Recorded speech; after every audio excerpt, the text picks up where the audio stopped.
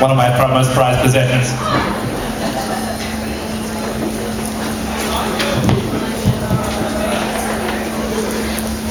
The story is called The Terrible Revenge of Morris the Note Holder. Author's note. If you are brave or foolish, Morris the Note Holder can be purchased for the bargain price of $23 from Unit Concepts in Braddon, ACT, which if the last recession couldn't kill it off, will surely still be in business 100 years from now. Morris the Note Holder. The name tells you everything you need to know. A roughly horse or donkey-shaped being of black plastic. He held notes by means of a closed-peg spring in his jaw, his only moving part. And his name was Morris. Paper could be removed from his insides, adulterated with pen or pencil, and fed back to him in unholy auto-sacrament. Take, eat, this is your body. This was apparently very amusing to his mistress and her friends.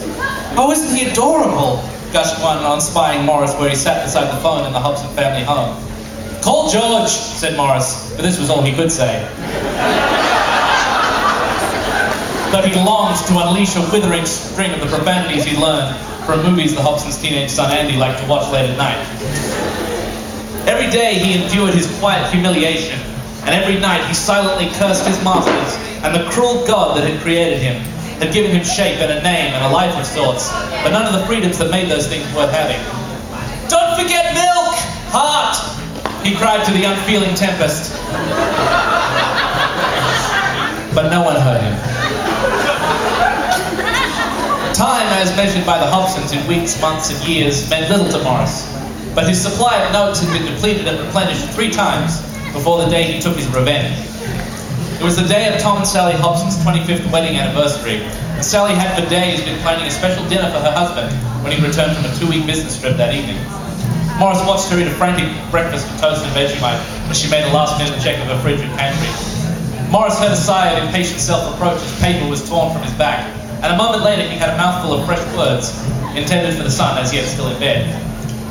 Morning, gorgeous, he said. I need you to do me a favor before you go to work today. I thought I had self-raising flour, but it's all plain. Can you pick up some from the shops? I won't have time, and I can't make dessert for your father without it. Thanks, love, Mum. For reasons Morris couldn't quantify, everything suddenly felt different. It was as if he was seeing himself from the outside, clearly, for the first time. He'd always been aware of the basic indignity of his role, of the interplay between novelty and utility that inspired the smirks on the faces of friends and neighbors, of the silly way the family referred to him by name. Check Morris when you get home. He'd been aware, but he never really felt it, not until now. After all, what was wrong with the fucking posters? His entire existence was a joke, and not even a good joke. A lame, jaded, bourgeois kind of joke. Though his spring was as strong as ever, something else inside Morris had snapped, and he'd had enough.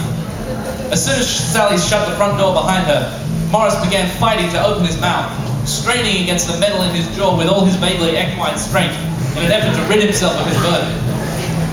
It shouldn't have been possible. He had, after all, no muscles. Nothing to animate his plastic body save for a burning sense of injustice.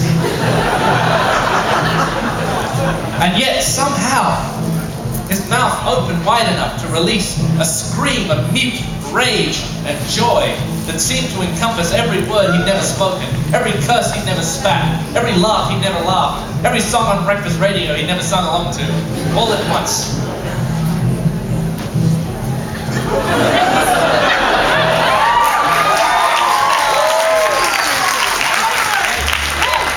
And Sally's note floated down to the kitchen floor, where Andy trod on it a half hour later as he made his morning check on Morris, in accordance with family edict, and seeing no message, flopped down in front of the TV until 4 o'clock when he left for his evening shift.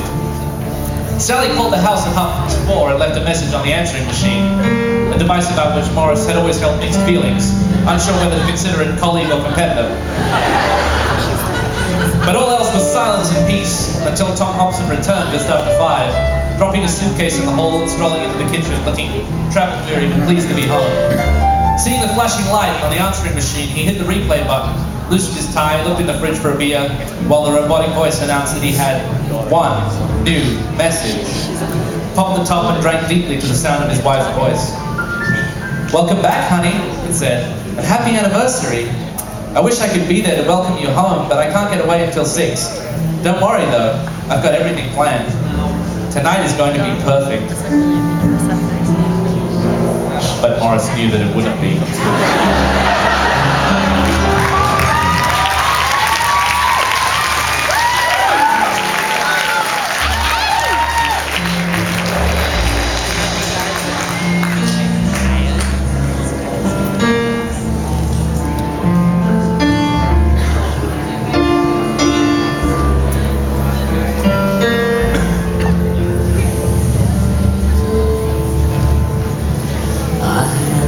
Said a word in half a year, now I feel that I've got nothing left to say. I meet interesting people who all have their mouths full. I stand there looking dull and grey. It's not that my head's empty, it's just that my head's busy with things that others cannot see. My eyes stare into space, a blank expression on my face, and the world revolves around me. And I do not say a word, I do not say a word.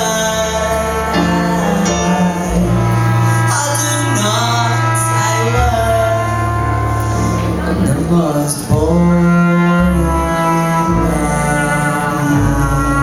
in the world.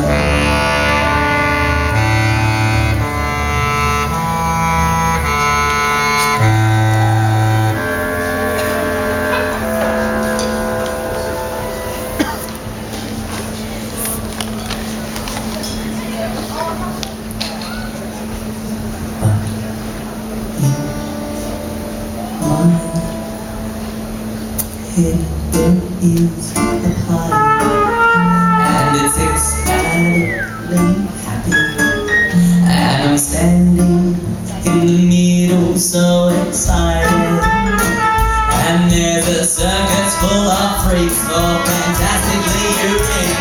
I'm sorry that you are not invited. I hope that you don't need me, I'll make you feel so sleepy. I'll sleep on my head and everything you say, and I'll have nothing constructive on this action will disrupt me. Then all with silence, have a good night. All that I don't know is what that lies in this mountain to allow this once upon a time mine used to be such fun. All that that water fun is just me, and all it's left at me is a plastic for the waiting time. Do not say a word, do not say a word. I do not say a word. I'm the most boring man in the world.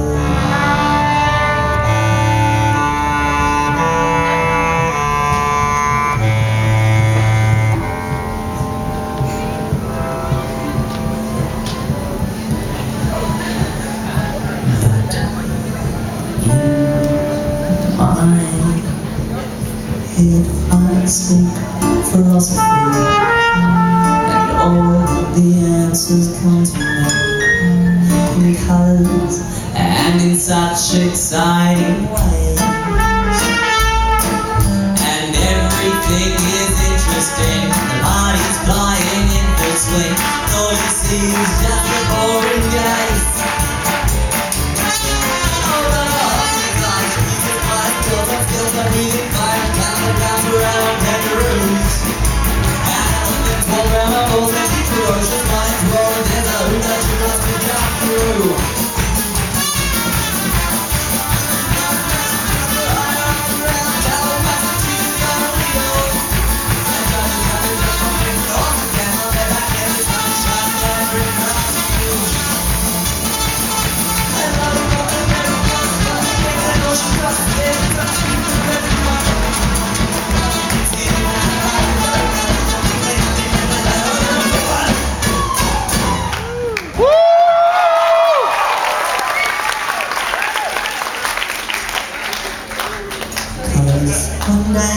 Creamy, dry and stuffy, flat, drag and interesting.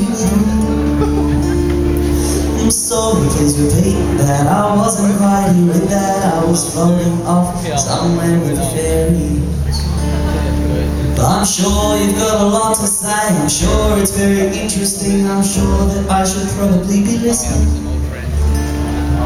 And I'm sure that I should try to chit and chat and do the things that normal people do, but that's not for me.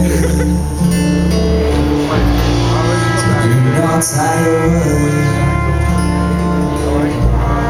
Do not say a word. I do not say a word. Do not spoil.